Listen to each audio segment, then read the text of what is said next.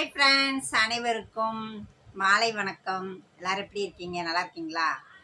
சரி மக்களே, இன்னைக்கு நம்ம ஒரு மலரின் கதை அப்படின்ற தொடரில் நான் 65வது பகுதியை நம்ம இப்போ பார்க்க போகிறோம் மக்களே. சரி மக்களே, அதுக்கு முன்னாடி என்னுடைய வீடியோவுக்கு சப்போர்ட் பண்ணுற எல்லா மக்களுக்கும் நன்றியை தெரிவிச்சுக்கிறேன். உங்களுடைய சப்போர்ட்டை எனக்கு தொடர்ந்து கொடுங்க. இன்னும் நல்ல நல்ல நிகழ்வுகள்லாம் சொல்ல போகிறேன், தவறாமல் பாருங்கள் மக்களே. இப்போ 64வது பகுதியில் என்ன சொல்லி முடிச்சிருந்தேன் அப்படின்னா, அதாவது மாசமாக இருந்த நேரத்தில் எங்கள் மாமாட்ட மாங்காய் கேட்டிருந்தேன். உடனே அவர் அலைஞ்சு திரிஞ்சு வாங்கிட்டு வரும்போது அவங்க அம்மாவை பார்த்துட்டாரு. அவங்க அம்மா ஏண்டா இந்த நேரத்தில் எங்கடா கிடைக்க போகுது, பேசாமல் போடா வீட்டுக்கு அப்படின்னு சொல்லியிருக்காங்க அப்படின்னு சொல்லி எங்கள் மாமா என்கிட்ட சொன்னாருன்னு சொல்லி நான் முடிச்சிருந்தேன் மக்களே. சரி மக்களே, இப்போ நம்ம 65வது பகுதியில் என்ன நிகழ்வு அப்படின்றத பார்க்கலாமா? வாங்க ஃப்ரெண்ட்ஸ், வீடியோக்குள்ளே போகலாம். வாங்க ஃப்ரெண்ட்ஸ், இப்போ ஒரு மலரின் கதை அப்படின்ற தொடரில் 65வது பகுதியை பார்க்கலாம். இப்போ எங்களுடைய லைஃப்பில் கடைங்கப்பு இருந்தால் கூட என்னோட பையன் நான் மாதம் ஆன உடனே அந்த சந்தோஷத்தில் நாங்கள் அப்படியே மிதக்கிறோன்னே வச்சுக்கோங்களேன். இப்படி ஒரு சந்தோஷமான தருணம் போயிட்டுருக்கையில் ஒரு விஷயம் நடந்து போச்சு. என்ன அப்படின்னு பார்த்தீங்கன்னா, எங்கள் மாமாவோட தம்பி, அதாவது கொழுந்தனார், அவருக்கு கல்யாணம் பண்ணணும் அப்படின்னு சொல்லி எங்கள் மாமியார் முடிவெடுத்துட்டாங்க. முடிவெடுத்தவங்க என்கிட்ட எந்த தகவலும் எனக்கு தெரியாது. அப்போ ஒரு நாள் என்னாச்சுன்னா, மாமா நைட்டு வேலைக்கு போகலை. அப்போ போகலை சரின்ட்டு நான் அதை ஏதோ லீவ் போட்டார் போல் அப்படின்னு நானும் அதை கண்டுக்கிறல. பார்த்தீங்கன்னா ஒரு 4:30 மணி இருக்கும். அதான் எங்கள் ஏரியாவில் 4:30 மணிக்கு தண்ணி வரும்னு சொல்லியிருக்கேன்னா, 4:30 மணிக்கு தண்ணி வரும்போது சிங்கில் நான் பானையை விளக்கிட்டு இருக்கேன். எங்கள் மாமியார் அந்நேரம் எந்திரிச்சிட்டாங்க. எப்பயுமே எந்திரிக்க மாட்டாங்க. அவங்க எந்திரிச்சு கிளம்பிக்கிட்டு இருக்காங்க. மாமாவும் பாத்ரூம்லாம் போயிட்டு அவரும் கிளம்பிக்கிருக்காரு. அப்போ 2 பேருமே ரெடி ஆகுறாங்க. ஆனால் எங்கே போகிறாங்க என்னன்றத விவரத்தை என்கிட்ட சொல்லலை மக்களே. நான் பானையை கழுவிக்கிட்டு இருக்கும்போது சிங்கு பக்கத்தில் என்கிட்ட எங்கள் மாமா நிற்கிறார். நின்ன வர அவங்க அம்மா என்ன சொல்கிறாங்க, என்னடா அங்கே போய் நின்றுக்கிட்டு இருக்க, வட சீக்கிரம் போகணும், கிளம்புடா அப்படின்னு சொல்கிறாங்க. அப்போ எனக்கு காதில் விழுகுது. ஆனால் இவரும் என்கிட்ட இன்ன விஷயம் அப்படின்னு சொல்ல மாட்டுறாரு. சொல்லலை, நின்றார்ல. அவங்க அம்மா சொன்ன உடனே என்ன பண்ணிட்டாரு, வேகமாக அவங்க அம்மாட்ட போயிட்டார். நானும் சரின்னு கண்டுக்கல. நான் தண்ணி வருஷ தண்ணி, அதாவது ஒவ்வொரு வீடாக ஒவ்வொரு குடமாக அடிப்பாங்க. அந்த வருஷ தண்ணி அந்த ஞாபகத்தில் நான் அதை கவனத்தில் நான் பாட்டுக்கு பானையெல்லாம் விளக்கிட்டு தண்ணி எடுக்க நான் கிளம்பிட்டேன். பார்த்தீங்கன்னா 2 பேருமே போகிறாங்க மக்களே. போகும்போது என்கிட்ட போயிட்டு வரேன்னு சொல்லலை, எங்கே போகிறோன்னு சொல்லலை, எதையுமே சொல்லலை. எங்கள் மாமாவும் சரி அவங்க அம்மாவும் சரி கம்முன்னு கிளம்பிட்டாங்க. நானும் இந்த விஷயம் எனக்கு தெரியாது இல்லையா, எங்கேயோ போகிறாங்க அப்படின்றதுல நான் இருந்தேன். உண்மையிலேயே அந்த கல்யாணம் முடிஞ்ச அந்த புதுசில் எனக்கு எதுவுமே தெரிலன்னு வச்சுக்கோங்க மக்களே. என்ன ஏது எப்படி கேள்வி கேட்கணும், என்ன பண்ணணும், எந்த விவரமுமே தெரியாது. நான் பாட்டுக்கு வீட்டு வேலையை பார்ப்பேன், வீடை சுத்தமாக வச்சுக்குவேன். மற்றபடி என்ன செய்யணுமோ அதெல்லாம் நான் பண்ணுவேன். ரேஷன் கடைக்கு போகணுமா, ஆஸ்பத்திரிக்கு போகணுமா, எல்லாமே செஞ்சுக்கிடுவேன் மக்களே. இவங்களோடதில் நான் என்கிட்ட என்னதுன்னு சொன்னால் மட்டும்தான் அவங்கள்ட்ட நான் கேள்வி கேட்குறதோ நான் பேசுகிறதோ இப்படி தான். மற்றபடி எதுவுமே கிடையாது. நான் பாட்டுக்கு இருப்பேன் பார்த்துக்கோங்க. பார்த்தீங்கன்னா தண்ணியெல்லாம் எடுத்தாச்சு, நேரம் ஓடிருச்சு. ஒரு 11 மணி இருக்கும் மக்களே. காலையில் 11 மணி இருக்கும்போது அப்போ அந்த அக்கா, அவங்க எய்த்தாப்பில் ஒரு அக்கா சுமதின்னு ஒரு அக்கா இருந்தாங்க. அவங்க என்ன பகுமானமாக தெரியுற அப்படின்னாங்க. எல்லாம் ஜாலியாக பேசுவாங்க. அப்போ என்னக்கா பகுமானன்றீங்க, நீங்கள் வேறு, நானே தண்ணி தூக்கிட்டுறேன், வாமிட்டு வந்துட்டு கிடக்கு, சாப்பிட முடியல, தலை சுற்றுது, என்னென்னமோ பண்ணுதுக்கா அப்படின்னு நான் சொல்லிக்கிட்டு இருக்கேன். அப்போ என்ன பண்ணாங்க, ஏய் என்ன ஒன்றும் தெரியாத மாதிரி சொல்லுவேன் அப்படின்னாங்க. சத்தியமாக எனக்கு தெரியலக்கா, என்னக்கா சொல்கிறீங்க அப்படின்னு நான் கேட்குறேன்.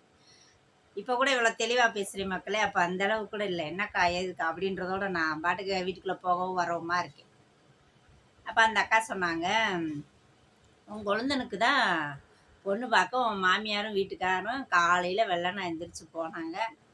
முன்னாடி தானே கிளம்பி போனாங்க அப்படின்னா. பொண்ணு பார்க்கவா? என்னக்கா சொல்கிறீங்க அப்படின்னு. அவங்க அப்புறம் என்ன தெரியாத மாதிரி கேட்குற அப்படின்றாங்க. ஐயோ எனக்கு தெரியாதுக்கா, அவங்களா எந்திரிச்சாங்க கிளம்புனாங்க, என்கிட்ட எதுவும் சொல்லிக்கலக்கா 2 பேருமே அப்படின்றேன். அப்படியா, என்ன இப்படி சொல்கிற அப்படின்னாங்க. என்னக்கா இப்படி சொல்கிறேன்னா எனக்கு தெரிலக்கா அப்படின்னு. அப்புறம் என்ன பண்ணிட்டாங்க, அந்த அக்கா கல்யாணி அக்கா ஈசக்கா அவங்க சுற்றி இருக்க வீடுகளை பூரா பற்றி கூப்பிட்டாங்க. ஏங்க இங்கே வாங்கங்க, இந்த கொடுமை எங்கே போய் சொல்ல அப்படின்னு. எல்லாரும் ஒன்றா என்னடி அப்படின்னு கல்யாணி அக்கா வந்துச்சு. அந்த அக்கா நல்லா பேசுவாங்க. அந்த அக்கா ஒடியாந்து என்னடி அப்படின்னாங்க. ஏய் கொழுந்தனுக்கு பொண்ணு பார்க்க போயிருக்காங்க, இந்த பிள்ளைய கூட்டிட்டும் போகலை, இதுகிட்ட விவரத்தையும் சொல்லலை, என்ன இப்படி பண்ணுது இவங்க மாமியா அப்படின்னு அந்த அக்கா சொல்கிறாங்க. என்னடி சொல்கிறேன்னு அவங்களுக்கு தெரியாது போல். சுமதி அக்காவுக்கு ஏன் தெரியுதுன்னா, எங்கள் மாமாவுக்கு எங்களுக்கு கல்யாணத்தப்ப நாத்தனார்னு ஒரு பொண்ணு வந்துச்சுல முத்துமாரி, அவங்களோட மாமா தான் சுமதி அக்காவோட வீட்டுக்கார், தாய் மாமே. அதனால் அங்கே உள்ள விஷயம் தெரியும். ஏன்னா கொழுந்த அந்த வீட்டில் தான் போக வர பழக்கம் வழக்கம். அவங்க தம்பியோட ஃப்ரெண்டு தான் என் கொழுந்து. அதனால் அங்கே சொல்லியிருப்பாப்புல போல். அதனால் இவங்களுக்கு விஷயம் தெரிஞ்சிருக்கு, எனக்கு தெரியல.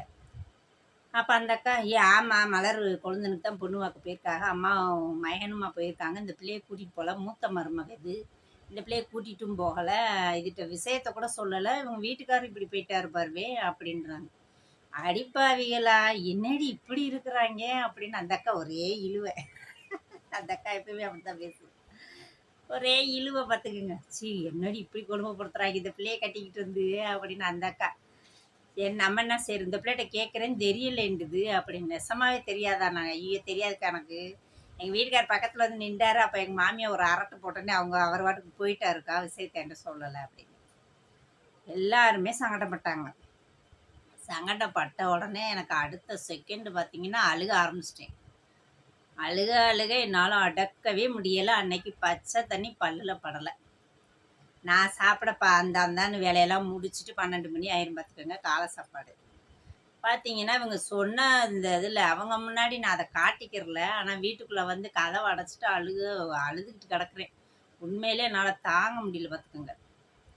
இத்தனைக்கு மாசமாக இருக்கிறேன், அதோடு அப்படி ஒரு அழுக. நான் சாயந்தரம் ஒரு 4 மணி இருக்கும், அப்போ வரைக்கும் எனக்கு அழுக அடக்க முடியல, அழுதுகிட்டே கிடக்குறேன்.